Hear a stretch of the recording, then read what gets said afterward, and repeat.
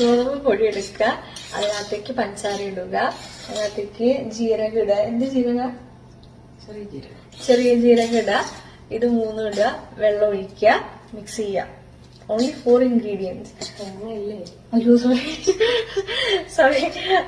അപ്പൊ 5 ഉണ്ടാവും. തേങ്ങ ചെറിയത് ഇടുക. അത് വേണമെങ്കിൽ നിർബന്ധമില്ല.